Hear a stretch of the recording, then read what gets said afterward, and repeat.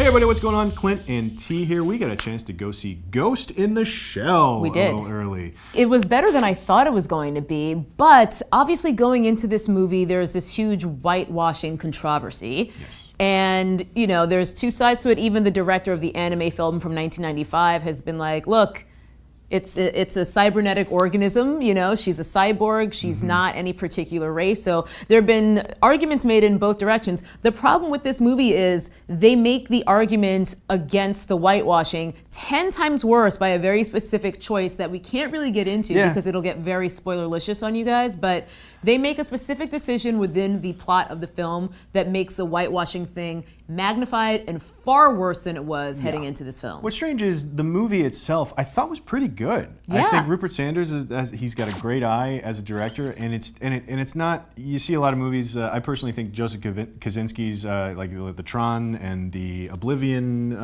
like beautiful movies to look at, but otherwise soulless. This movie had a texture, it had feeling, like I bought the characters and the performances were all good. So I think the movie itself is pretty good. The controversy surrounding it is a whole different story. Right.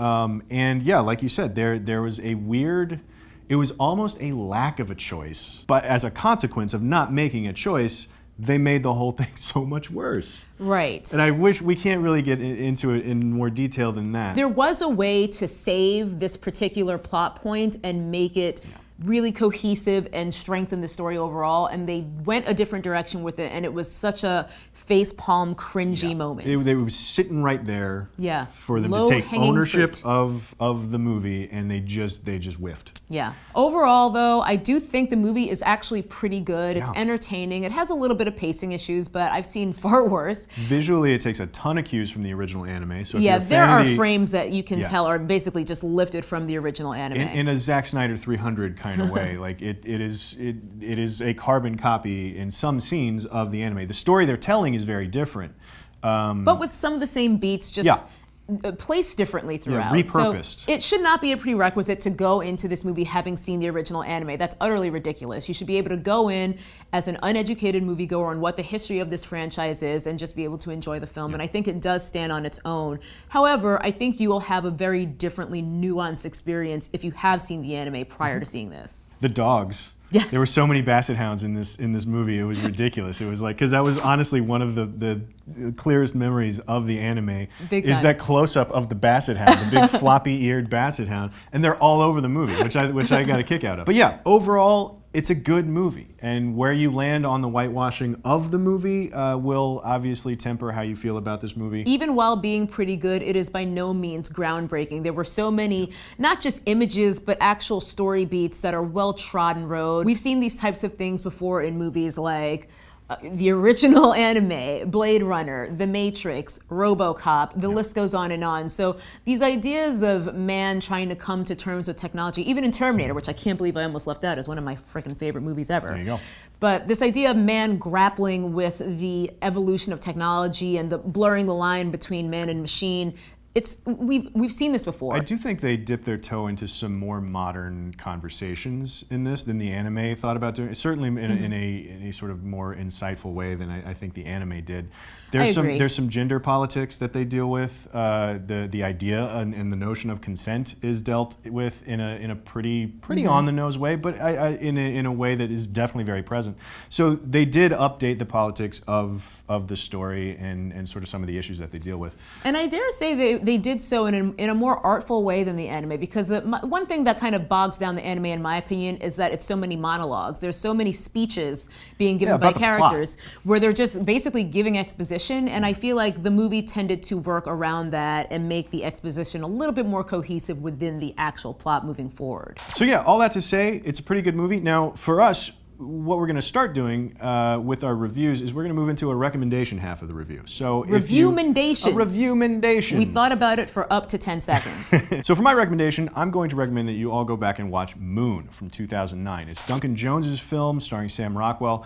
Sam Rockwell plays a guy who is this lonely employee of a lunar mining facility, and he starts to learn sort of about who he really is and where his memories come from and sort of what it means to have these memories and how that affects your humanity. So thematically, a lot of the questions that that Ghost in the Shell raises in terms of where technology, where humanity leaves off and technology takes over and vice versa, get dealt with in a really, really cool way in Moon. And it's also a very contained movie, and Sam Rockwell is just outstanding. He's so good Sam Rockwell in this movie. Go back, check out Moon from 2009, either before or after you watch Ghost in the Shell, and add it to the conversation. For my pick, I'm going to go back a little bit farther, a little bit deeper into the annals of film history. I believe that's how you pronounce that. Yep.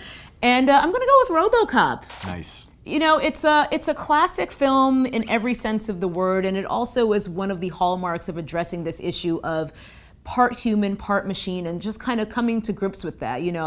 Can computers love? Can they have a conscience? What is even a computer love? What?